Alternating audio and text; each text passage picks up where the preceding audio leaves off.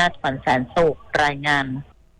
กระทรวงพาณิชย์จัดงานมหกรรมลดราคาสินค้าครั้งใหญ่เดินหน้ามาตรการลดค่าครองชีพให้ประชาชนสูงสุดกว่า60%โดยมีผู้ประกอบการห้างค้าส่งค้าปลีกท้องถิ่นทั่วประเทศเข้าร่วมโครงการนางสุปจีสุธรรมพันธ์รัฐมนตรีว่าการกระทรวงพาณิชย์เปิดเผยภายหลังเป็นประธานเปิดงานมหกรรมลดราคาสินค้าครั้งใหญ่รวมพลังห้างท้องถิ่นลดยิ่งใหญ่ไทยช่วยไทย Local Low Cost ว่ากระทรวงพาณิชย์โดยกรมพัฒนาธุรกิจการค้าร่วมกับผู้ประกอบการห้างค้าส่งค้าปลีกท้องถิ่นกว่า90ราย800สาขาครอบคลุม77จังหวัดเดินหน้ามาตรการลดค่าครองชีพให้ประชาชนนำสินค้าจำเป็นในชีวิตประจำวันลดราคาสูงสุดกว่า60%เพื่อสร้างรายได้ลดรายจ่ายและกระตุ้นเศรษฐกิจฐานรากให้เข้มแข็งทั่วประเทศระหว่างวันที่1ถึง15พฤศจิกายนนี้ภายใต้กรอบ7นโยบาย3ยุทธศาสตร์เร่งด่วนของกระทรวงพาณิชย์ซึ่งประชาชนสามารถนำไปใช้ร่วมกับโครงการคนละครึ่ง plus นอกจากการจัดมหกรรมลดราคาครั้งนี้แล้วกระทรวงพาณิชย์โดยกรมพัฒนาธุรกิจการค้ายังเดินหน้าโครงการที่เลี้ยงโชว์หวยเพื่อพัฒนาร้านค้าท้องถิ่นให้ก้าวสู่สมาร์ทโชว์หวยที่มีภาพลักษณ์ทันสมัยใช้เทคโนโลยีบริหารจัดการและขยายช่องทางขายออนไลน์โดยได้รับความร่วมมือจากห้างค้าปลีกท้องถิ่นที่ทำหน้าที่เป็นที่ปรึกษาและส่งต่อสินค้าราคาดีให้ร้านโชว์หวยรายย่อยนพศรแก้วคำรายงานกระทรวงคมนาคมเสนอมาตรการยกระดับมาตรฐานคนประจำเรือและการคุ้มครองสิ่งแวดล้อมทางทะเลเนื่องในโอกาสวันทางทะเลโลกประจำปี 2568 นางสาวรัชนีพรทิติทรัพย์รองปลัดกระทรวงคมนาคมเป็นประธานเปิดงานวันทางทะเลโลกประจำปี 2568 เพื่อเฉลิมฉลองในโอกาสวันทางทะเลโลกทั้งนี้ปัจจุบัน80%ของการค้าโลกพึ่งพาการขนส่งทางทะเลมหาสมุทรจึงมีบทบาทสำคัญต่อเศรษฐกิจโลกซึ่งเป็นระบบขนส่งที่มีประสิทธิภาพสูงสุดและเป็นหัวใจของเศรษฐกิจโลกวันทางทะเลโลกในปีนี้ประเทศไทยจึงสะท้อนพันธกิจร่วมกันของนานาประเทศในการปกป้องมหาสมุทรจากมลพิษการเสื่อมโทรมของสิ่งแวดล้อมและการเปลี่ยนแปลงสภาพภูมิอากาศพร้อมเปิดโอกาสในการสร้างสรรค์เทคโนโลยีและนวัตกรรมใหม่เพื่อยกระดับความยั่งยืนของภาคการขนส่งทางน้ำด้านนายนรินทร์ศักดิ์ศรัทธาประสิทธิ์รองอธิบดีกรมเจ้าท่ากล่าวว่ากรมเจ้าท่าในฐานะหน่วยงานหลักด้านการขนส่งทางน้ำยกระดับมาตรฐานคนประจำเรือและการคุ้มครองสิ่งแวดล้อมทางทะเลภายใต้กรอบอนุสัญญาขององค์การทางทะเลระหว่างประเทศหรือ IMO โดยเฉพาะอนุสัญญาว่าด้วยการป้องกันมลพิษจากเรือและยุทธศาสตร์ IMO 2023 ว่าด้วยการลดการปล่อยก๊าซเรือนกระจกเพื่อมุ่งสู่เป้าหมาย Net Zero อย่างยั่งยืนจบข่าวชโลธรจัญญาอ่านรับฟังข่าวครั้งต่อไปเวลา 17 นาฬิกาครับติดตามข่าวที่นำเสนอไปแล้วได้ที่ www.thainews.prd.go.th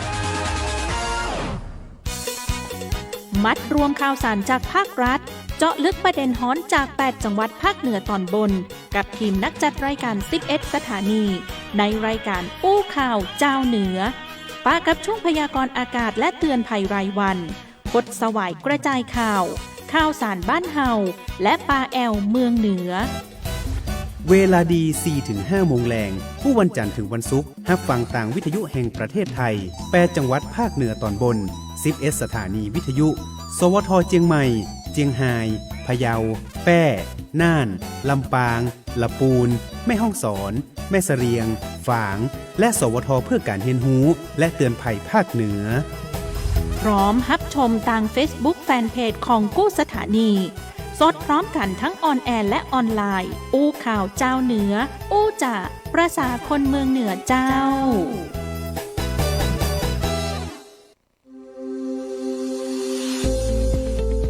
หลากหลายข้อมูลข่าวสารจากรัฐจัดเต็มข่าวเด่นในพื้นที่เมืองเหนือ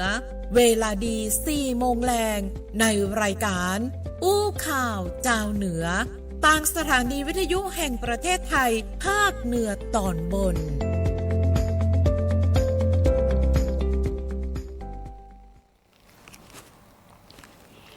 สวัสดีเจ้าสวัสดีเจ้าตอนทับคุณผู้ฟังนะเจ้าเข้าสู่รายการอู้ข่าวเจ้าเหนือเจ้าเนาะเวลาดี 4 โมงแรงทุกวันจันทร์ถึงวันศุกร์เจ้าวันนี้อยู่กับดีเจแอมขวัญกมลชื่อสนธิพันธ์เจ้า อยู่กับข้าเจ้าดีเจง2 คนบ้านเฮานะเจ้าฮับหน้าที่ดำเนินรายการทั้ง2 คนเฮาเนาะยามแรง4 โมงนะเจ้าเวลาดีแบบอย่าลืมนะเจ้ามาเป็นกำลังแรงใจให้เฮาเตยนะเจ้าวันนี้ดีเดย์เจ้าพี่สอน20 ตุลาคมก็เป็นวันแรกของการลงทะเบียนคนละครึ่ง plus นะเจ้าพี่สอนได้ลงทะเบียนหรือยังเจ้ายืนยันตัวตนยังยืนยันเรียบร้อยเจ้าตั้งแต่ตกใจตื่นขึ้นมาเนาะก็ฟังเข้าไปเลยแล้วก็กดเลยนะเจ้าเนาะตอนเริ่ม6 โมงไม่ก่อนพี่เข้าไปสัก6 โมงเกิงเนี่ยกดก็ได้รับสิทธิ์เลยนะเจ้าได้มา 2,400 กึดนักอยู่เนี่ยก็นั่งอยู่ว่าจะไปใจอย่างดีเนาะจะไปใจอย่างดีดีแจ้งเหมือนกันได้2,400เหมือนกันแล้วตอนนี้ตะกี้เขาเช็คกันเนาะว่าเรือทำกี่ซิปเจ้าพี่สอนเรือแถมแสนกว่าซิปไปได้นะเจ้าเนาะอันนี้เพียงแค่วันแรกนะเพราะตึงหมดเนี่ยมันลงทะเบียน20ถึง26แม่งกับเจ้าวันแรกเหลือแค่100,000 กว่ามาได้นะเจ้าเนาะซิปที่เหลือต้องฟังกันน้อยนึงถึง4 ทุ่มวันนี้เนาะเจ้าวันนี้ข่าวเจ้าเหนือเจ้าก็มีหลากหลายเรื่องราวนะเจ้านำมาฝากคุณผู้ฟังเจ้าช่วงแรกก็จะเป็นพยากรณ์อากาศและเตือนภัยรายวันโดยสวท.เฮียนฮู้และเตือนภัยภาคเหนือนะเจ้าในช่วงที่2ก็เป็นประเด็นข่าวสารจากต่างรัฐบาลเจ้าคดสวายกระจายข่าวเจ้าช่วงที่3ก็เป็นข่าวสารจากต่างภาคเหนือตอนบนนึงนะเจ้าเจียงใหม่ลำพูนลำปางแม่ฮ่องสอนและช่วงที่4เจ้าข่าวสารบ้านเฮาเจียงไฮ้พะเยาแปรน่านช่วงสุดท้ายเฮาปาไปแอลกันเจ้าพี่สอนจ้าวันนี้จะพาไปแอลไหนต้องติดตามกันนะเจ้าแต่ว่า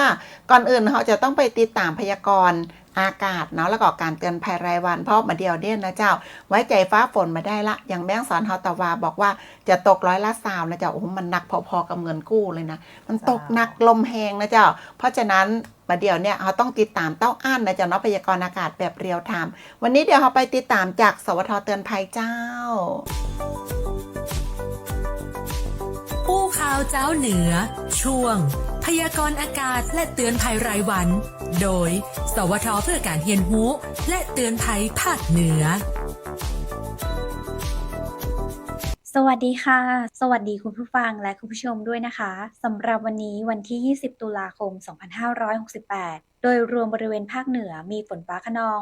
20%ของพื้นที่ส่วนมากที่บริเวณจังหวัดกำแพงเพชรจังหวัดพิจิตรจังหวัดพิษณุโลกและจังหวัดเพชรบูรณ์ค่ะโดยอุณหภูมิโดยรวมในวันนี้ภาคเหนือตอนบนอุณหภูมิต่ำสุด21 องศาเซลเซียสที่จังหวัดเชียงรายค่ะส่วนอุณหภูมิสูงสุด34 องศาเซลเซียสนะคะและในบริเวณภาคเหนือตอนล่างอุณหภูมิต่ำสุด24 องศาเซลเซียสที่จังหวัดเพชรบูรณ์ค่ะส่วนอุณหภูมิสูงสุด35 องศาเซลเซียสที่จังหวัดอุตรดิตถ์จังหวัดสุโขทัยจังหวัดเพชรบูรณ์และจังหวัดกำแพงเพชรค่ะ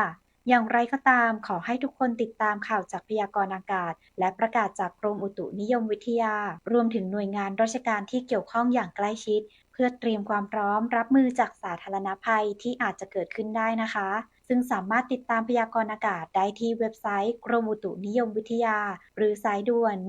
1182ได้ตลอด24 ชั่วโมงค่ะและสำหรับเตือนภัยรายวันนี้ได้รวบรวมข้อควรปฏิบัติที่คนขับรถและคนข้ามถนนจำเป็นต้องรู้มาฝากกันค่ะโดยทางข้ามที่หลายคนมองข้ามเป็นปัญหาสำคัญของคนเดินเท้าที่มักเกิดจากความประมาทของทั้งคนเดินเท้าและผู้ขับขี่บนท้องถนนแต่กลับไม่ได้รับการแก้ไขหรือให้ความสำคัญเท่าที่ควรเพื่อให้การเดินทางบนท้องถนนเป็นไปอย่างปลอดภัยควรปฏิบัติตามกฎดังนี้ค่ะสำหรับคนข้ามถนนควรข้ามถนนบนทางม้าลายและบนสะพานลอยนะคะและไม่ควรใช้โทรศัพท์มือถือขณะเดินข้ามมองรถทางซ้ายและขวาก่อนข้ามด้วยทุกครั้งค่ะสามารถยกมือหรือชูธงขึ้นเพื่อเป็นสัญลักษณ์ให้กับผู้ขับขี่มองเห็นได้ค่ะและส่วนของผู้ขับขี่ควรลดความเร็วในเขตชุมชนเตรียมพร้อมหยุดรถเมื่อเห็นสัญญาณหรือคนข้ามถนนค่ะและควรหยุดรถห่างจากทางม้าลายอย่างน้อย3 เมตรนะคะเพราะฉะนั้นเพื่อความปลอดภัยเน้นย้ำเลยนะคะว่าคนข้ามถนนก็ควรมองก่อนข้ามรถก็ควรหยุดทางข้ามร่วมกันปฏิบัติตามกฎจราจรก็จะสามารถลดอุบัติเหตุได้นะคะและนี่ก็เป็นพยากรณ์อากาศและเตือนภัยรายวันสำหรับวันนี้สวัสดีค่ะอู้ข่าวเจ้าเหนือช่วงพยากรณ์อากาศและเตือนภัยรายวันโดยสวท.เพื่อการเรียนรู้และเตือนภัยภาคเหนือ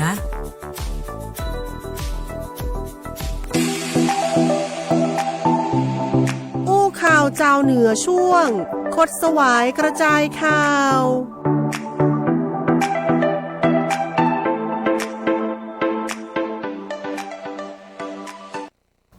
ดสวายกระจายข่าววันนี้นะเจ้าเขามาติดตามกันเรื่องนี้เลยเจ้าก็เรื่องวันนี้ล่ะเนาะตั้งแต่6 โมงเมื่อเช้ามาบางคนแต่คืนนี้ถ้าจะไม่ได้รับได้นอนนะเจ้าตอนนี้ตาน่าจะดำกุมงุมนะเจ้าเนาะหรือไม่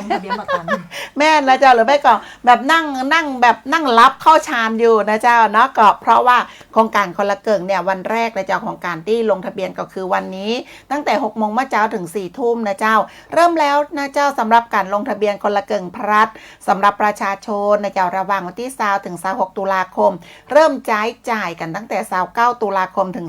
31 ธันวาคม 68นะเจ้ารัฐบาลเตือนอย่าตกเป็นเหยื่อลิงก์ลงทะเบียนปลอมอันนี้น่าเป็นห่วงมากๆเลยเพราะว่าโครงการคนละเกิงพลัดเนี่ยหนึ่งในนโยบายของเรือธงกระตุ้นเศรษฐกิจของรัฐบาลนะเจ้าเพื่อช่วยเหลือประชาชนในการลดรายจ่ายลดค่าครองชีพแล้วก็ช่วยสร้างรายได้สำหรับผู้ประกอบการห้างค้าโครงการเริ่มตั้งแต่15 ตุลาคมถึง31 ธันวาคม 68 เจ้าลงทะเบียนห้างค้าตั้งแต่วันที่15 ตุลาคมถึง19 ธันวาคม 68 ผ่านแอปพลิเคชันถุงเงินสำหรับประชาชนนะจะลงทะเบียนตั้งแต่วันที่20 ตุลาคมถึง26 ตุลาคม 68 ก็คือตั้งแต่6 โมงเมื่อเช้าถึง4 ทุ่มผ่านแอปพลิเคชันเป่าตังนะจะสามารถใช้สิทธิ์โครงการเนี่ยได้ตั้งแต่วันที่29 ตุลาคมถึง31 ธันวาคม 68 เวลา6 โมงเช้าถึง5 ทุ่มโดยต้องใช้สิทธิ์เตื้อแรกวันที่ 11 พฤศจิกายนนะเจ้าวันที่11 พฤศจิกายนก่อนเวลา 11 โมงเมื่อคืนเพื่อมันเกิดสิทธิ์เตื้อแรกแต่ใครที่แบบว่าเคยแล้วเนาะเคยใช้สิทธิ์คนละเกิงแล้วนะเจ้าโครงการที่ผ่านมานะเจ้าเนาะถ้าเกิดว่าท่านได้รับเงินแล้วก็29 ตุลาคมใช้จ่ายได้เลยนะเจ้าเพื่อมาเพื่อถูกถ้าเกิดว่าคนที่ได้เตื้อแรกเนี่ยต้องทำเพื่อมันเกิดสิทธิ์ขึ้นมา11 พฤศจิกายนเวลา 5 ทุ่มก่อนกว่าจะถูกตัดสิทธิ์เงื่อนไขโครงการนะเจ้าเนาะมีประชาชนผู้ประกอบการให้ความสนใจนะเจ้าเป็นจำนวนนักเลยตังนางสาวอัยยรีนนะเจ้าพันฤทธิ์เป็นรองโฆษกประจำสำนักนายกรัฐมนตรีก็บอกนะเจ้าว่าโครงการคนละเกิงพลัดเนี่ยมีเจ้าบ้านผู้ประกอบการเนี่ยคือการสนใจจัดนักแล้วก็พอดีกำเนี่ยพอมันมีคนสนใจหมูที่แบบขี้จู้ขี้หลอกเปิ้นท้องว่ามิจฉาชีพไปเนาะมันก็หัวหมอละกำนี้นะเจ้าแนจ้องนะเจ้าเนาะว่าเปิ้นเข้าโทรศัพท์กันนักจะไปลงคนละเกิงเนี่ยก็จะส่งลิงก์ปลอมมาขอให้พ่อแม่พี่น้องประชาชนจำไว้เลยว่าการลงทะเบียนนะเจ้าคนละเกิงเนี่ยไม่ได้ใช้ลิงก์ใช้แอปใช้แอปนั่นหมายถึงว่าท่านไปที่ Play Store หรือว่าอย่างก็ถ้า iPhone แอป Store แล้วก็ไปโหลดมานะเจ้าโหลดแอปเป๋าตังโหลดแอปถุงเงินมาแล้วก็เข้าไปลงทะเบียนแต่ถ้ามีคนส่งลิงก์มานะเจ้าเนาะอย่าไปเชื่อมามีการลงทะเบียนตังลิงก์เด็ดขาดเลยนะเจ้าถ้าเกิดว่าท่านปะนะเจ้าเนาะก็ขอให้ดำเนินการนะเจ้าเนาะแจ้งความออนไลน์ได้ที่ www นะเจ้า thaipolice.online.go.th นะเจ้าเนาะหรือว่าที่สายด่วน1441เพื่อระงับบัญชีคนหายภายใน72 ชั่วโมงแล้วก็ฟังเข้าปะพนักงานสอบสวนนะเจ้าที่สถานีตำรวจใกล้บ้านท่านนะเจ้าคนละเกิงพลัสถ้าเกิดว่าได้รับเป็น SMS หรือว่าลิงก์มาเนี่ยคือคุณโดนหลอกแล้วนะเจ้าเนาะก็คือติดตั้งผ่านแอปเป๋าตังหรือว่าแอปถุงเงินต่ออันเนาะหรือว่าถ้าเกิดว่าใครตีสงสัยบ่มั่นใจก็ติดต่อได้เลยตีธนาคารกรุงไทยสาขาใกล้บ้านนะเจ้ามาต่อกันประเด็นที่2เจ้าพี่แบงค์สอนก็คือช่วงนี้มันก็ยังเป็นเรื่องของการต้องช่วยเหลือผู้ประสบอุทกภัยอยู่นะเจ้าเมื่อตะวาเนาะนางสาวซาบิดาไทเซเจ้าซึ่งเป็นรัฐมนตรีว่าการกระทรวงวัฒนธรรมนะเจ้าได้ลงพื้นที่ช่วยเหลือผู้ประสบอุทกภัยที่จังหวัดพิษณุโลกเจ้าและกระตั้งสทนช.กระเตือนแห่ง13จังหวัดภาคใต้ต้องรับมือฝนตกหนักในช่วงวันที่21ถึง25ตุลาคมนี้นะเจ้ามาเดียวนี้เจ้าเนาะยังมีพื้นที่ประสบอุทกภัยประมาณ16จังหวัดเจ้าโดยพื้นที่ท่าเขื่อนเจ้าพระยาเนี่ยต้องเฝ้าระวังสถานการณ์อย่างใกล้ชิดนะเจ้าเนื่องจากกรมชลประทานได้ปรับการระบายน้ำเขื่อนเจ้าพระยาจังหวัดชัยนาทเพิ่มเป็น 2,500 ลูกบาศก์เมตรต่อวินาทีคือสอดคล้องกับปริมาณน้ำในแม่น้ำตอนบนเจ้าตีไหลลงมาแล้วก็ปริมาณฝนตีมันตกเพิ่มขึ้นนะเจ้านอกจากนี้สำนักงานทรัพยากรน้ำแห่งชาติหรือสทนช.แจ้งเตือนพื้นที่13จังหวัดภาคใต้เพื่อรับมือผลกระทบจากฝนตกหนักในช่วงวันที่21ถึง25ตุลาคม2568 โดยให้เจ้าหน้าที่ที่เกี่ยวข้องเจ้าติดตามสถานการณ์เตรียมความพร้อมรับมืออย่างใกล้ชิดและก็ให้แจ้งเตือนประชาชนให้ทันท่วงทีนะเจ้าในขณะที่รัฐบาลก็ยังคงติดตามการให้ความช่วยเหลือเยียวยาผู้ประสบอุทกภัยอย่างต่อเนื่องซึ่งเมื่อตะวานนางสาวซาบิดาไทเซเจ้ารัฐมนตรีว่าการกระทรวงวัฒนธรรมลงพื้นที่เยี่ยมและก็ให้กำลังใจมอบถุงยางชีพให้กับผู้ประสบอุทกภัยนะเจ้าตีอำเภอบางระกำและก็อำเภอบางกระทุ่มจังหวัดพิษณุโลกเจ้าขอให้ประชาชนเชื่อมั่นว่าด้วยความร่วมมือจากทุกภาคส่วนก็จะก้าวผ่านวิกฤตอุทกภัยนี้ไปด้วยกันนะเจ้าระบุว่าจะเดินหน้าฟื้นฟูพื้นที่ประสบภัยโดยใจทุนทางวัฒนธรรมและการประเพณีท้องถิ่นเป็นพลังขับเคลื่อนเจ้าส่วนการจ่ายเงินเรื่องของการเยียวยาประชาชนที่ได้รับผลกระทบจากสถานการณ์น้ำท่วมก็คือจะได้ครัวเรือนละ 9,000 บาทพร้อมปีจะนำเสนอเข้าตีประชุมคณะรัฐมนตรีในวันผูกเจ้าในวันที่21ตุลาคม 2568เจ้านั่นก็คือเราก็จะติดตามเนาะในเรื่องของประเด็นต่างๆข่าวสารของทางรัฐบาลและเจ้าที่เกิดประโยชน์ต่อพ่อแม่พี่น้องประชาชนมานำเสนอในรายการอู้ข่าวเจ้าเหนือนะเจ้าท่านสามารถส่งกำลังแรงใจให้กับเรา2คนได้วันนี้สวท.แม่ฮ่องสอนเป็นแม่ข่ายนะเจ้าผ่านทางหน้าเพจของสวท.แม่ฮ่องสอนนะเจ้าแล้วก็วันนี้มาต้องแปลกใจอย่างเปี้ยงสอนแบบจัดเต็มมาเลยนะเจ้าในชุดเนาะเพราะว่าเตรียมจะไปเป็นพิธีกรนะเจ้าเนาะติดขนตาตั้งแต่บ่าย 3แล้วนะเจ้าวันนี้จะดูกระพือหน่อยนะเจ้าก็ว่าเขาอาจจะสงสัยมาจากคนละปีหรือเปล่ารู้จักการแต่งตัวเนาะแม่นนะเจ้ามีงานต่อมาแล้วเมนเจ้าเดี๋ยวเราพักกันสักกั๊มหนึ่งนะเจ้าเดี๋ยวช่วงต่อไปมาติดตามข่าวสารจากตั้งภาคเหนือตอนบนหนึ่งกันเจ้ามัดรวมข่าวสารจากรัฐเจาะลึกประเด็นร้อนจาก8จังหวัดภาคเหนือตอนบนกับทีมนักจัดรายการ11สถานีในรายการอู้ข่าวเจ้าเหนือพบกับช่วงพยากรณ์อากาศและเตือนภัยรายวันคดสวายกระจายข่าวสารบ้านเฮาและป้าแอลเมืองเหนือเวลาดี 4-5 โมงเย็นทุกวันจันทร์ถึงวันศุกร์รับฟังทางวิทยุแห่งประเทศไทย8จังหวัดภาคเหนือตอนบน11สถานีวิทยุสวท.เชียงใหม่เชียงรายพะเยาแพร่น่านลำปางลำพูนแม่ฮ่องสอนแม่เสรียงฝางและสวท.เพื่อการเรียนรู้และเตือนภัยภาคเหนือพร้อมรับชมทาง Facebook Fanpage ของทุกสถานีสดพร้อมกันทั้งออนแอร์และออนไลน์อู้ข่าวเจ้าเหนืออู้จาประสาคนเมืองเหนือ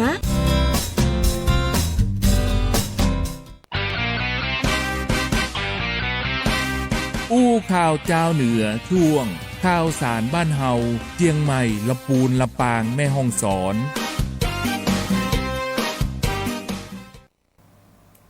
ปิกมาที่อู้ข่าวเจ้าเหนือกันนี่แหละเขาจะมาติดตามข่าวสารนะเจ้าเนาะจากตึงหมด8จังหวัดภาคเหนือตอนบนของเฮานะเจ้าก็มาเริ่มต้นกันที่ตังเจียงใหม่กันแล้วกันเจ้าช่วงนี้อย่างที่ฮู้นะเจ้าว่าปลายฝนต้นหนาวนะเจ้าฝนตกแต่ตกว่าจนเขาคิดว่าปีนี้จะหนาวก่อนนะเจ้าเนาะก็ส่งผลให้ได้รับผลกระทบนะเจ้าเนาะหลายๆพื้นที่เจ้าน้ำปิงนะเจ้าทะเลสาบดอยเต่านะเจ้าท่วมหนตางนะเจ้าเนาะแล้วก็เจดีย์โบราณอำเภอฮอดจังหวัดเชียงใหม่เจ้าสถานการณ์น้ำท่วมนะเจ้าเนาะที่มันเข้าท่วมในพื้นที่อำเภอฮอดจังหวัดเชียงใหม่เป็นเวลากว่า20 วันละเนื่องจากว่าน้ำในแม่น้ำสาขาของแม่ปิงเนี่ยยังไหลลงสู่พื้นที่ทางตอนใต้ของจังหวัดเชียงใหม่เนี่ยคือน้ำในน้ำปิงในทะเลสาบดอยเต่านะเจ้าจากที่เราหันในหน้าแล้งที่มันแห้งงั้นนะมาเดี๋ยวนี้มันมีน้ำนะเจ้าเนาะเพิ่มขึ้นสูงแล้วก็ท่วมขัวนะเจ้าข้ามแม่น้ำปิงแล้วก็ทางหลวงชนบทหมายเลข1103กะว่าหนทางฮอดดอยเต่าเจ้าที่เชื่อมหมู่บ้านแพะดินแดงกับบ้านดงดำตำบลฮอดอำเภอฮอดนะเจ้าจังหวัดเชียงใหม่ระยะทางกว่า800เมตรนะเจ้าจุดที่น้ำท่วมผิวหนทางจุดที่ลึกที่สุดประมาณ4 เมตรนะเจ้ารถกู้ชนิดมาสามารถที่จะผ่านไปมาได้ทำให้ประชาชนบ้านแพะดินดำเนี่ยได้รับความเดือดร้อนเป็นอย่างมากเลยทางอบต.ตำบลฮอดก็ได้จัดเรือท้องแบนนะเจ้าพร้อมเจ้าหน้าที่รับส่งคนที่ต้องข้ามฝั่งไปเนี่ยธุระวันละ2ช่วงกันนะเจ้าก็คือ6 โมงถึง 9 โมงเมื่อเช้าแล้วก็บ่าย 3 ถึง 6 โมงเมื่อแรงขณะเดียวกันนะเจ้าน้ำปิงก็ท่วมหนทางแถมหมายเลข 1012เส้นฮอดวังลง2ช่วงระยะทางกว่า2กิโลเมตรนะเจ้าจุดที่ลึกที่สุด1เมตรรถกู้ชนิดก็มาสามารถผ่านไปมาได้ลึกตั้ง1เมตรเนาะก่อนจะคือพี่น้อง10หมู่บ้านในพื้นที่ตำบลนาคอเรืออำเภอฮอดได้รับความเดือดร้อนอย่างหนักต้องใช้เส้นทางเลี่ยงอ้อมเข้าพื้นที่สวนเกษตรระยะทางกว่า5กิโลเจ้านอกจากนี้น้ำปิงนะเจ้าเนาะที่มันแบบไหลเข้าท่วมวัดสันน้องบ้านแพทย์ดินแดงตำบลฮอดอำเภอฮอดก็เป็นวัดร้างนี่คือเจดีย์โบราณที่สันนิษฐานว่าสร้างในสมัยพระนางเจ้าจามเทวีเนี่ยน้ำท่วมเกิ่งองค์กึดพอดเจดีย์สูงขนาดไหนนะเจ้าซึ่งบริเวณดังกล่าวนะเจ้าน้ำปิงก็ได้เข้าท่วมพื้นที่เป็นประจำแต่ปีนี้ขึ้นไวกว่ากู้ปีแล้วก็มีแนวโน้มที่ว่าระดับน้ำจะเพิ่มขึ้นอย่างต่อเนื่องแล้วก็คาดว่าน้ำปิงจะเข้าท่วมพื้นที่ต่อไปถึง2 เดือนนะเจ้าทางเจ้าที่หมวดทางหลวงดอยเต่าก็ได้ติดตั้งป้ายห้ามผ่านทางเพื่อใจตังเลี่ยงเข้าพื้นที่สวนเกษตรของประชาชนในพื้นที่สามารถสอบถามข้อมูลเพิ่มเติมได้นะเจ้าที่สายด่วนทอรอทางหลวงนะเจ้าเนาะ1586นะเจ้ามาต่อกันตีฝางพ่องเจ้าคุณผู้ฟังคุณผู้ชมตีฝางเนี่ยเป็นเรื่องของยาบ้ายาเสพติดเจ้าปีสอนตั้งกองกำกับการ2นะเจ้ากองบังคับการตำรวจปราบปรามยาเสพติด3ตรวจยึดยาบ้ากว่า 2,360,000 เม็ดเจ้าซุกอยู่ในป่าหญ้าริมถนนชนบทหมายเลข3004นะเจ้าบ้านร่องอ้อบ้านต้นซานตำบลแม่สูนอำเภอฝางจังหวัดเชียงใหม่เจ้า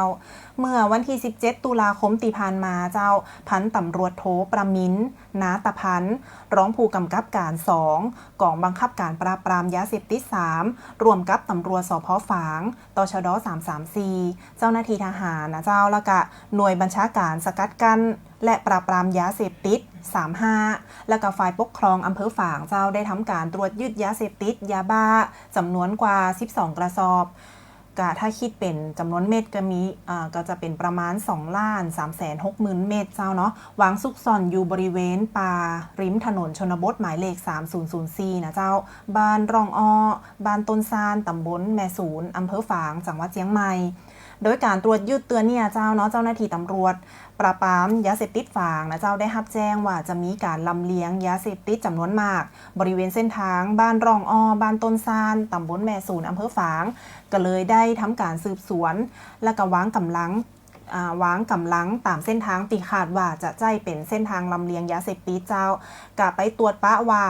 มีความเคลื่อนไหวของวัยรุ่นเนาะทีนี้ลักษณะต้องสงสัยก็เลยรวมกันเข้าตรวจสอบและกับว่ามียาเสพติดจำนวนดังกล่าวเนี่ยเจ้าซึ่งตอนนี้อยู่ระหว่างติดตามตัวมาดำเนินคดี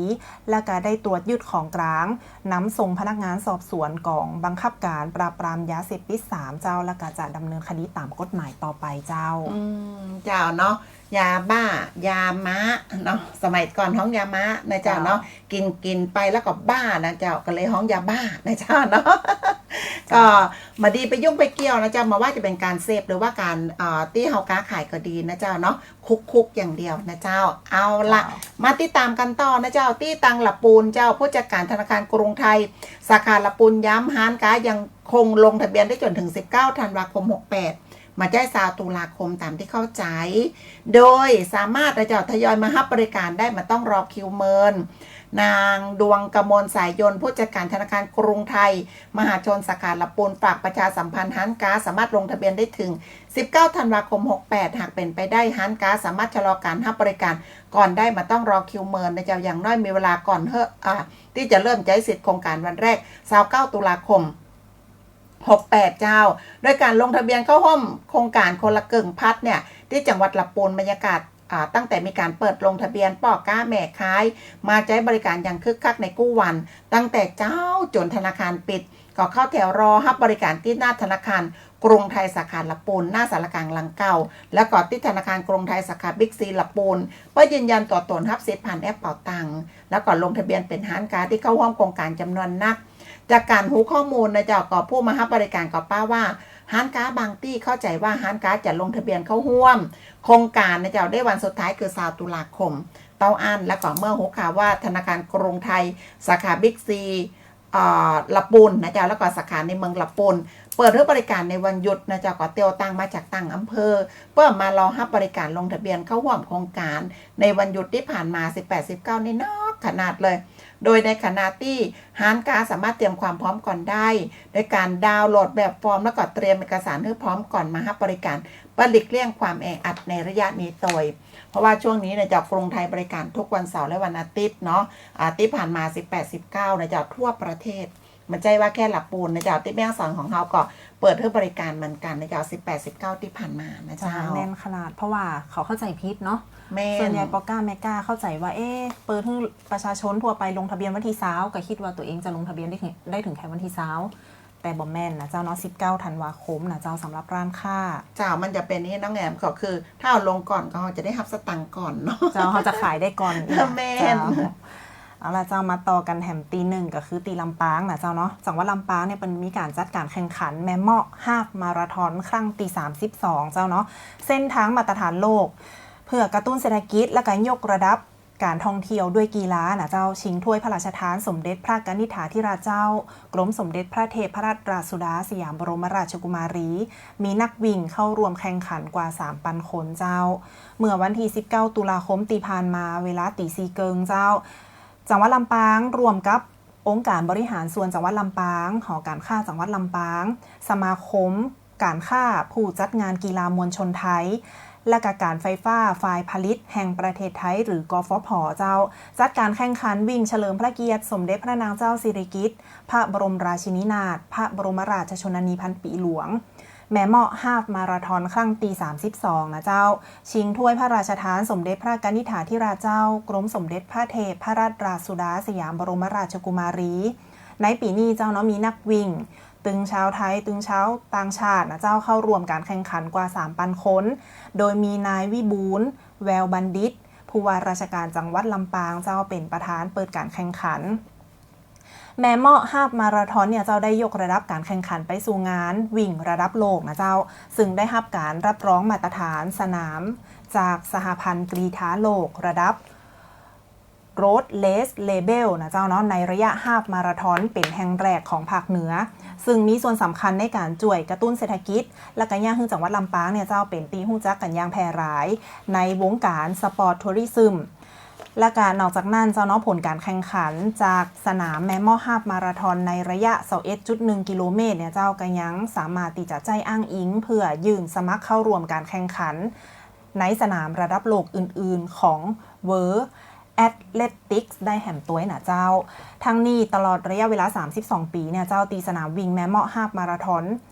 กับบ่ได้มีแค่เส้นชัยหรือว่าสถิติใหม่แช่มใหม่เตาอั้นนะเจ้าสนามแห่งนี้ก็ยังสร้างความสุขใจและก็สุขภาพกายดีๆให้กับนักวิ่งตัวและก็เป็นการช่วยยกระดับการท่องเที่ยวของจังหวัดลำปางด้วยกีฬากระตุ้นเศรษฐกิจในพื้นที่เจ้าเจ้าก็นับว่าเป็นกิจกรรมดีๆเนาะน้องแอมเนาะที่เกิดขึ้นนะเจ้านะในหลายพื้นที่เลยนะเจ้าเรื่องของกีฬาคือยาวิเศษเนาะถ้าว่าไปแล้วนะเจ้ามาถึงข่าวแม่ฮ่องสอนเฮาเจ้าแม่ฮ่องสอนเฮาวันนี้นะเจ้าก็คงจะมาปนเรื่องของคนละเกิงพัดเพราะว่าที่แม่ฮ่องสอนเฮาก็สนใจมากเลยนะเจ้าหันว่าที่หน้าธนาคารกรุงไทยสาขาแม่ฮ่องสอนนะเจ้าเนาะรอต่อคิวยาวมากๆเลยนะเจ้าคนล้นออกมาจากตั้งในเลยต้องมาหนาวกันตั้งหน้านะเจ้าเนาะก็วันนี้นะเจ้าบรรยากาศคึกคักมากๆเลยนะเจ้าประชาชนก็ไปใช้บริการเนาะ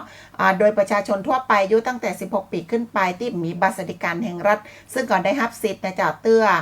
แรกโดยเนาะเข้าลงทะเบียนแน่นักโดยเฉพาะที่ธนาคารกรุงไทยสาขาแม่ฮ่องสอนซึ่งมีประชาชนมารอใช้สิทธิ์ตั้งแต่ช่วงเช้า6 โมงเมื่อเช้า6 โมงเมื่อเช้านี่คือมารอนะแสดงว่าต้องมาต่อรอก่อนหน้าฮันละนะเจ้าเนาะ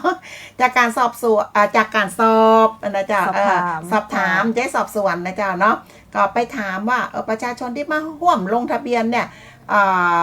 นางประกอบนันตะนะเจ้าเนาะมีอาชีพเย็บผ้าก็บอกว่าดีใจ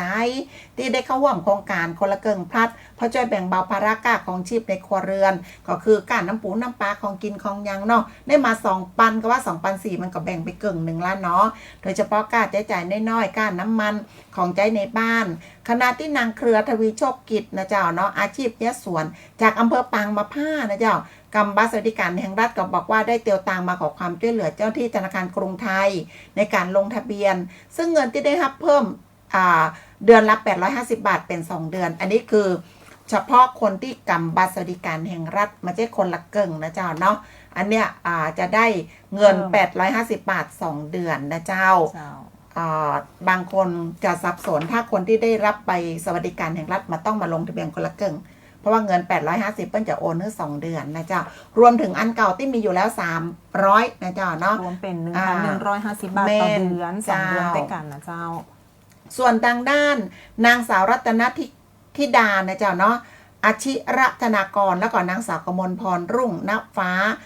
ก็เป็นนักศึกษานะเจ้ามหาวิทยาลัยราชภัฏเชียงใหม่วิทยาเขตแม่ฮ่องสอนนะเจ้าก็บอกว่าเป็นเต้อแรกที่ได้ใช้สิทธิ์โครงการคนละครึ่งพลัดตื่นเต้นดีใจนะเจ้าที่ได้เข้าร่วมจะเอาเงินไปซื้ออุปกรณ์การเรียนนะเจ้าพร้อมขอบคุณรัฐบาลที่เปิดโอกาสให้เยาวชนได้ร่วมใช้สิทธิ์เช่นเดียวกับประชาชนทั่วไปนะเจ้าสำหรับประชาชนที่สนใจก็สามารถลงทะเบียนคนละครึ่งพลัดนะเจ้าผ่านแอปพลิเคชันเป๋าตังตั้งแต่วันที่20ถึง26ตุลาคมแต่ว่าณวันนี้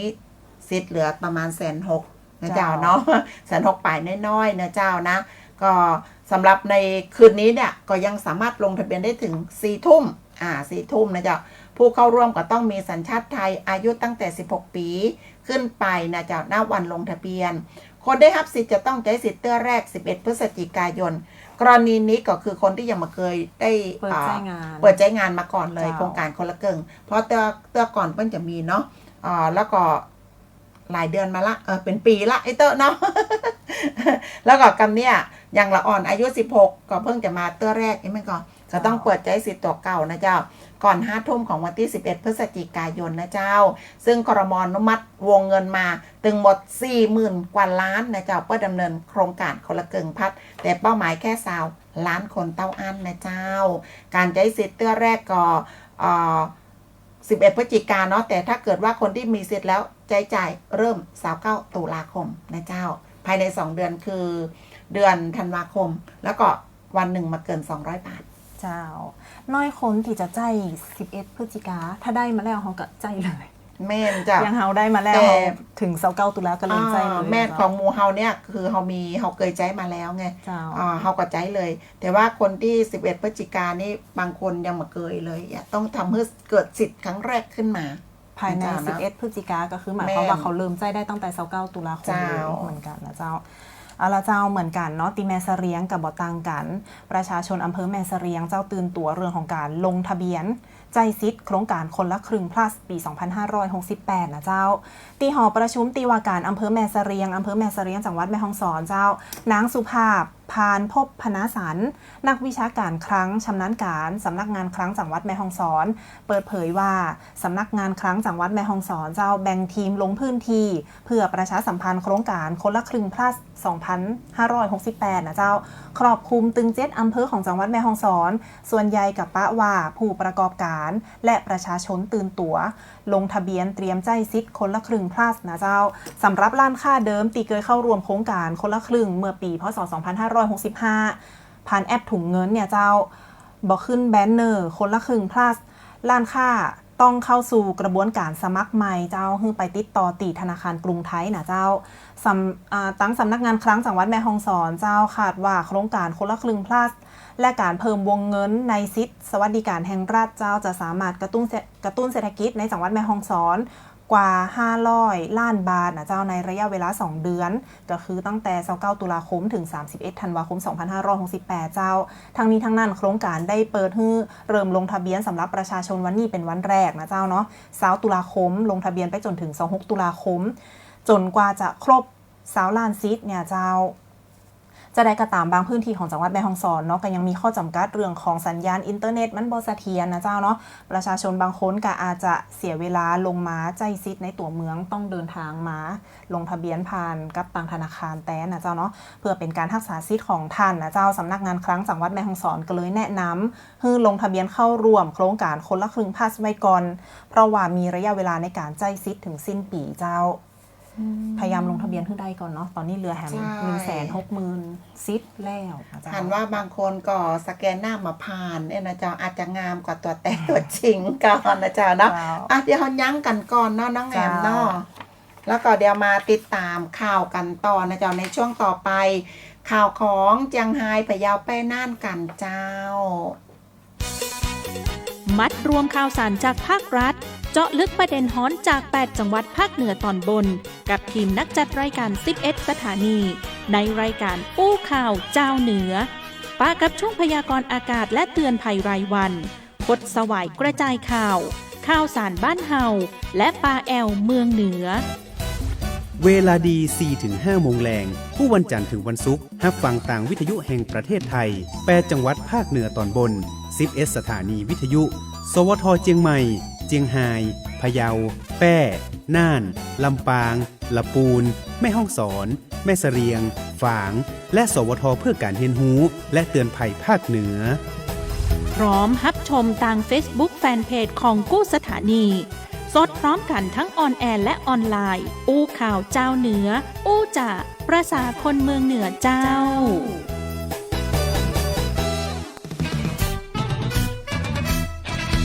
อู้ข่าวเจ้าเหนือช่วงข่าวสารบ้านเฮาเจียงไฮ้พะเยาแป่น่านเจ้าอู้ข่าวเจ้าเหนือนะเจ้าเจียงไฮ้พะเยาแป่น่านนะเจ้าก็มาเริ่มต้นกันที่เจียงไฮ้เลยกันแล้วกันนะเจ้าเนาะวันแรกของการลงทะเบียนคนละเกิงที่เจียงไฮ้ก็คึกคักนะเจ้าเนาะคึกคักอยู่นะเจ้าจะบ้านดีใจบอกว่าได้รับสิทธิ์ง่ายระบบก็มาคัดข้องนะเจ้าเนาะด้านคนที่ประสบปัญหาเกี่ยวกับการใช้แอปนะเจ้าก็แนะว่าอยากคือมีเฟสที่2นะเจ้าเพิ่มจำนวนสิทธิ์ครอบคลุมมากยิ่งขึ้นเจ้าวันที่20ตุลาคมวันนี้นะเจ้าเนาะจังหวัดเจียงไฮ้บรรยากาศการลงทะเบียนคนละเกิงพัดนะเจ้าวันแรกสำหรับประชาชนอายุตั้งแต่16ปีขึ้นไปแล้วก็มาเป็นคนกำบัตรสวัสดิการแห่งรัฐนะเจ้าคึกคักโดยบริเวณบ้านดูนะเจ้าเนาะกาดบ้านดูอำเภอเมืองเจียงไฮ้เจ้าบ้านที่ออกมาจ่ายกาดนะเจ้าก็ปากันมากอกเนาะรอลง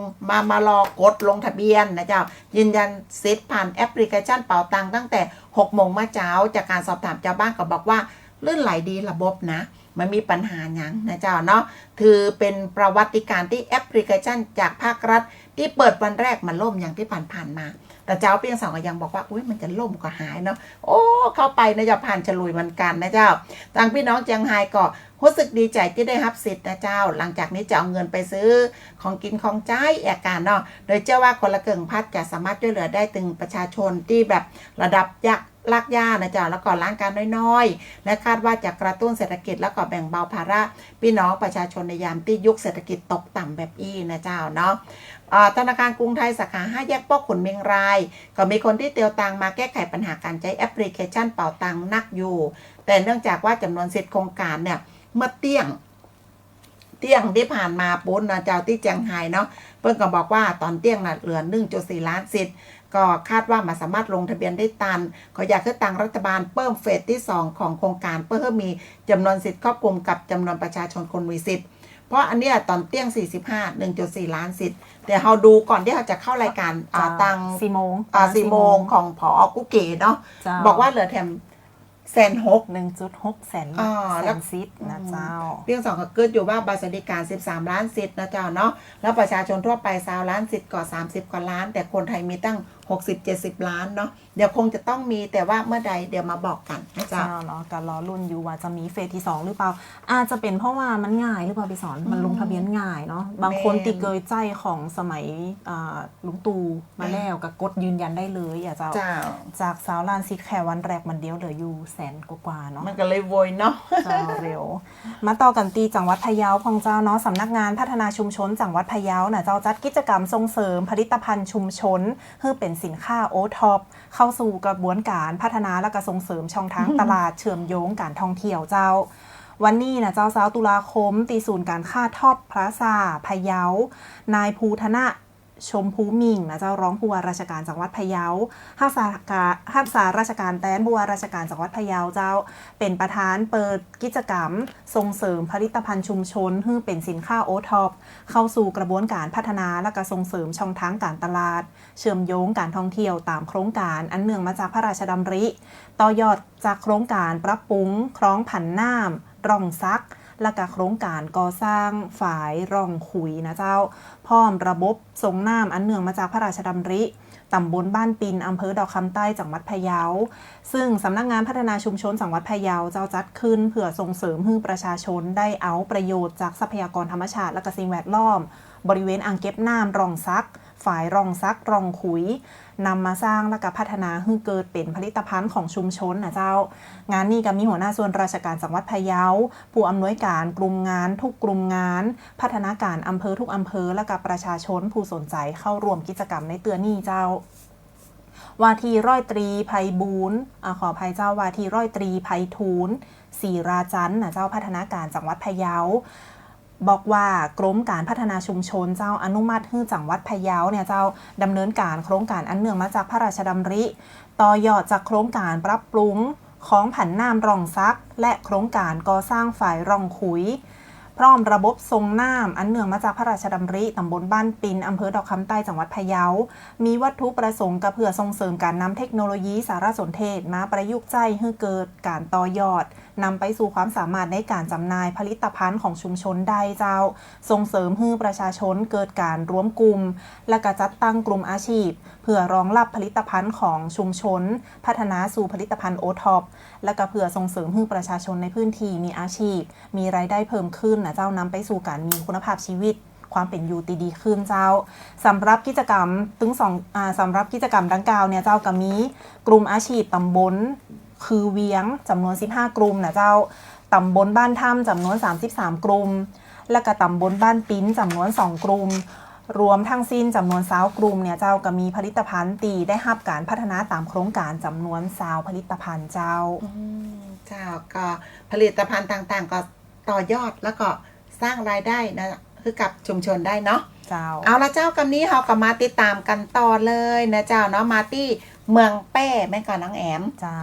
พี่แป้มีอย่างเจ้าพี่สอนพี่แป้คนละครึ่งเหมือนกันคนละครึ่งเจ้าวันนี้มันมีข่าวอย่างที่แบบยอดฮิตต้องคนละครึ่งมันฮอตมาเจ้าเนาะเป็นฮอตอิชชูของประเทศเราเลยตอนนี้เจ้าก็ตังนายสมศักดิ์สุขประเสริฐนายอำเภอเมืองแป้บอกว่าเพื่อประชาชนได้รับประโยชน์จากมาตรการกระตุ้นเศรษฐกิจของรัฐบาลในโครงการคนละครึ่งพลัดนะเจ้าเมืองแป้ก็ขับเคลื่อนตามข้อสั่งการกระทรวงมหาดไทยในการสร้างความเข้าใจให้กับประชาชนเกี่ยวกับรายละเอียดโครงการจากเรื่องการลงทะเบียนเงื่อนไขสิทธิประโยชน์ของโครงการที่จะได้รับโดยได้มีการซักซ้อมทำความเข้าใจกับปลัดอำเภอนะเจ้ากำนันแก่บ้านผู้บริหารองค์กรปกครองส่วนท้องถิ่นเน้นย้ำให้เร่งทำการประชาสัมพันธ์โครงการดังกล่าวเพื่อประชาชนได้หูนะเจ้าผ่านช่องทางต่างๆอย่างหอกระจายข่าวป้อนหลงกับประกาศเนี่ยนะเจ้าเนาะเสียงตามสายนะเจ้าเพื่อเตรียมพร้อมเข้าร่วมโครงการที่จะเปิดให้ประชาชนไปลงทะเบียนในวันที่เนี่ยวันเนี้ยนะเจ้าเนาะคือเปิ้ลก็บอกว่านะเจ้าเนาะก่อนที่จะมาลงทะเบียนที่ซาวเนี่ยเปิ้ลก็ได้ประชาสัมพันธ์นะจะบอกลูกบ้านเจ้าบ้านนะเจ้าเนาะเพื่อได้มาลงทะเบียนผ่านช่องทางต่างๆที่บอกนะเจ้าในอำเภอเมืองแป้ก็เชิญชวนผู้ประกอบการร้านค้าเข้าร่วมโครงการโดยเฉพาะผู้ประกอบการผลิตภัณฑ์ชุมชนโอท็อปอย่างเงี้ยนะเจ้าเนาะแล้วก็ผู้ประกอบการรายย่อยได้ก่อโอท็อปเนี่ยได้เนาะเป็นร้านค้าในโครงการซึ่งกำนันแก่บ้านปลัดเทศบาลหัวหน้าสำนักงานปลัดเทศบาลก็ตรวจสอบนะเจ้าแล้วก็ยืนยันข้อมูลร้านค้าคือกับร้านค้าที่ขอขึ้นทะเบียนใหม่รวมถึงขอความร่วมมือตรวจสอบมือร้านค้าที่เข้าร่วมโครงการเนี่ยช่วยโอกาสขึ้นราคาสินค้านี่สำคัญมากโอ้ยคนละเกิงจะมาละเนาะจากที่ขายไข่แก่นละ5 บาทนะเจ้าอาจจะเพิ่มเป็น6 บาทอย่างอี้นะเจ้าเนาะอันนี้มาได้เนอะเปิ้ลบอกว่าอย่าไปชกช่วยขึ้นโอกาสนะเจ้าโอกาสในการชกช่วยขึ้นราคาสินค้านะเจ้านี่ขนาดว่า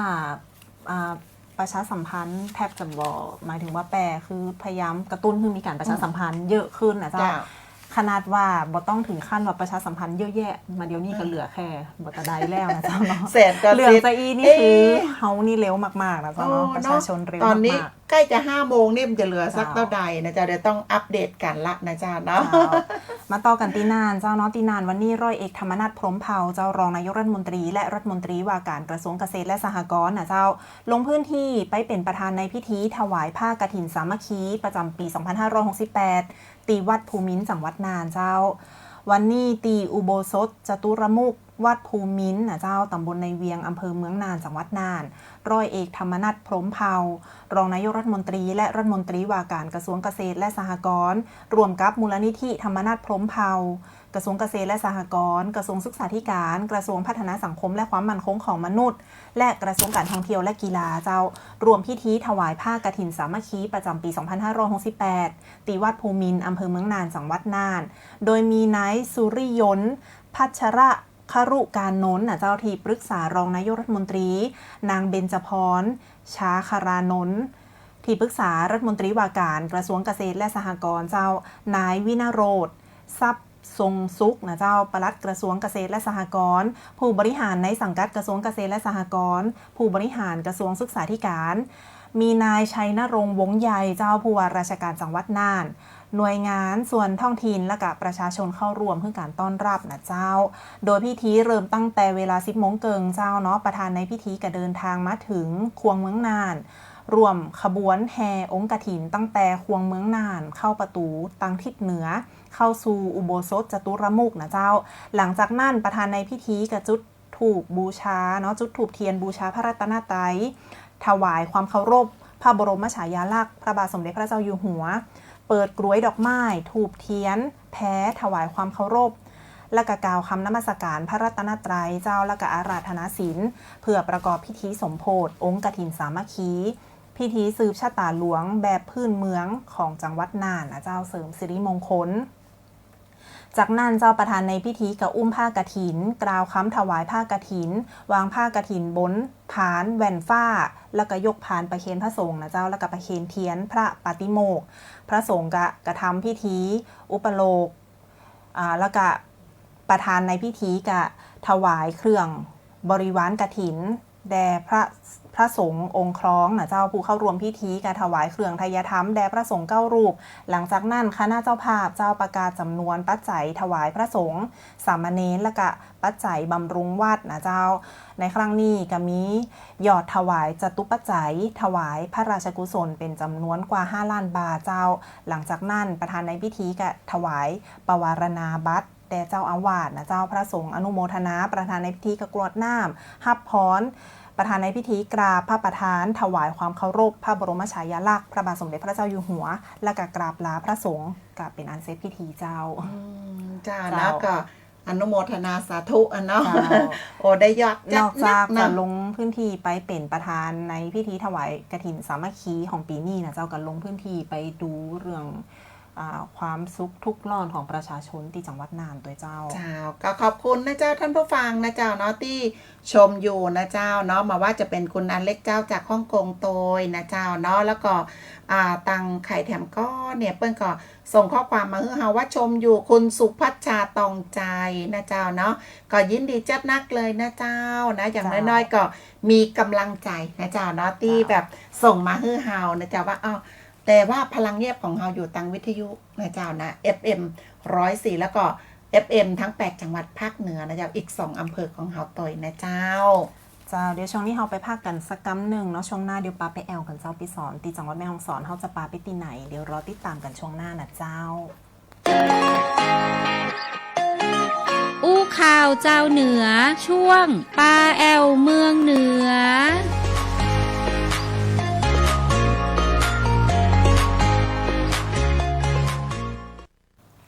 เจ้าก็ปากันไปแอลนะเจ้าเนาะปีนี้นะเจ้า12 มนล่องผ่องไตซึ่งจัดโดยตังอบต.ปางหมูนะเจ้าก็ขอเชิญชวนพ่อแม่พี่น้องนะเจ้าเนาะร่วมโครงการป้าบอกว่าเป็นโครงการส่งเสริมการแอลบ้านแอลเมืองเชิงวัฒนธรรมนะเจ้าสืบสานประเพณี12 มนล่องผ่องไตจัดขึ้นเป็นประจำกู้ปีแล้วก็ปีนี้ตัดกับวันที่4กับวันที่5พฤศจิกายนนะเจ้าซึ่งในคืนวันที่4นั้นนะเจ้าเนาะก่อนที่จะมีการประกวดนะเจ้าที่ดา12 มนล่องผ่องไตจะมีการล่นก่อนจะเป็นปีแรกนะเจ้าเนาะเพิ่นจะมีการล่นฟันรัน12 มนล่องผ่องไตซึ่งจัดเป็นปีแรกนะเจ้าเนาะเริ่มล่นเสร็จแล้วก็จากนั้นนะเจ้าเนาะก็จะมีกิจกรรมนะเจ้าการสืบสานประเพณี12 มนล่องผ่องไตโดยการประกวดนะเจ้าประกวดรำไตเจ้า แล้วก็การประกวดที่ดาล่องผ่องไตนะเจ้าเนาะในค่ำคืนนั้นนะเจ้าแล้วก็จะมีเปิ้นฮ้องว่า มีอย่างก็มีวงดนตรีนะเจ้าของมหาวิทยาลัยราชภัฏเชียงใหม่นะเจ้าช้างเผือกสามัคคีต้องบอกเลยว่าวงดนตรีนี้น่าสนใจมากๆเลยนะเจ้าที่จะมากู้ปีนะเจ้าเนาะแล้วก็พอจากนั้นนะเจ้าในคืนวันที่5อันนี้แหละไฮไลท์เลยนะเจ้าเนาะ12หมู่บ้านนะเจ้าจะนำขบวนล่องผ่องไตก็คืออันเนี้ยกระทงไทยใหญ่มา12หมู่บ้านนะเจ้าเนาะก็จะแห่ขบวนคนที่นับปันเนาะน้องแอมเนาะเจ้าขบวนยาวเหยียดเหมือนกันวันที่5นี่เขาก็ถือว่าเป็นไฮไลท์นะเจ้าพี่สอนก็คือจะมีการถ่ายทอดสดผ่านตั้งเพจของเฮาตัวเนาะกระทงเนี่ยก็จะเป็นกระทงใหญ่ของห้องมาอย่างก็เจ้าพี่สอนภาษาไทยใหญ่ล่องผ่องไตนะเจ้าคุณผู้ฟังอันนี้นะเจ้าเนาะก็คือมันจะเป็นการกระทงใหญ่นะเจ้าเนาะเปิ้นท้องว่าจ้างจองสั่งปุกจองคือปราสาทนะเจ้าเนาะจองสั่งปุกซึ่งเป็นชื่อภาษาไทยใหญ่เรียกว่ากระทงไตนั่นเองนะเจ้าเนาะล่องผ่องก็เหมือนกันนะเจ้านะมันก็เป็นเปิ้นท้องว่าเป็นกระทงเป็นดังไตเนี่ยที่ฮ้องเหมือนกันนะเจ้าที่จะเอาลอยไปในคืนวันเพ็ญ12นะเจ้าที่มีความเชื่อว่านะเจ้าเนาะจะเป็นการบูชาพระอุปคุตและพระอรหันต์ทั้ง8องค์ตามความเชื่อของคนไทยวันเพ็ญเดือน12พระอรหันต์ทั้ง4เนี่ยยังมรณภาพจะเสด็จขึ้นมาโปรดสัตว์แล้วก็เผยแพร่พระพุทธศาสนาคนไทยก็จัดพิธีลอยกระทงเพื่อถวายเป็นพุทธบูชานั่นเองเขาจะจัดก็คือตรงริมฝั่งน้ำปายตรงที่ปางหมูเพราะว่าน้ำปายของเขาเนี่ยวันเพ็ญเดือน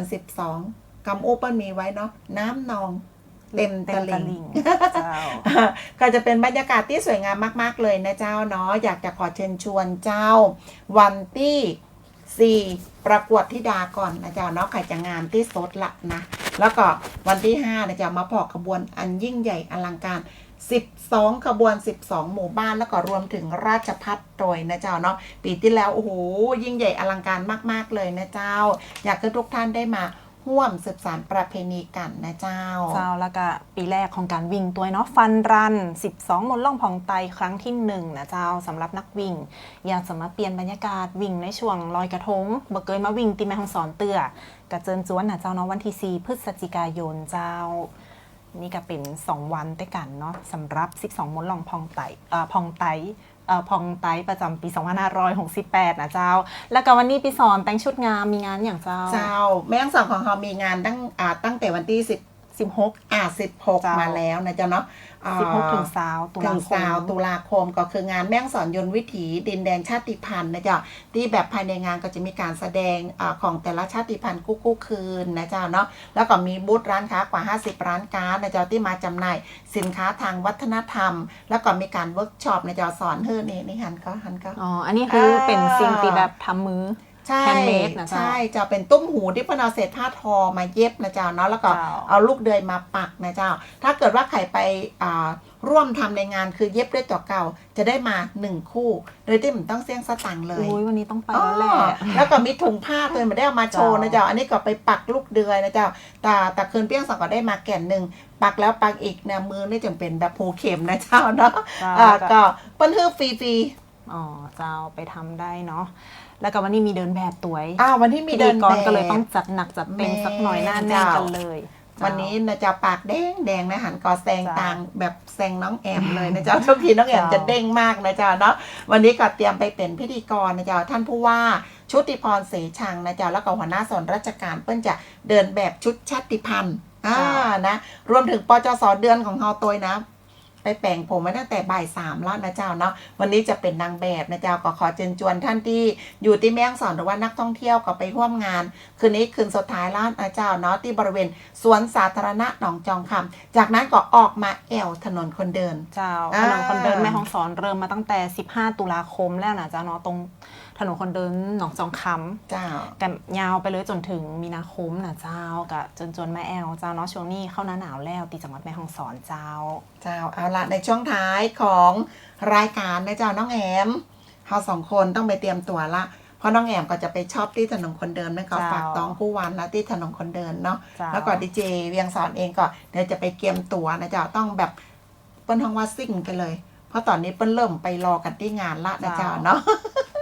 วันนี้หมดเวลาของรายการอู้ข่าวเจ้าเหนือแล้วนะเจ้าเนาะรายการดีๆจะอี้เจอกันในทุกวันจันทร์ถึงวันศุกร์เวลาดี4 โมงแรงเจ้าสำหรับสวทแมงสอนกับป้ากันแฮม2 อาทิตย์ถัดไปนะ แม่ เจ้า แล้วนะเจ้าวันนี้ต้องขอบคุณนะเจ้าท่านผู้ฟังที่ส่งกำลังแรงใจมาให้เฮาเนาะทางเพจโตยแล้วก็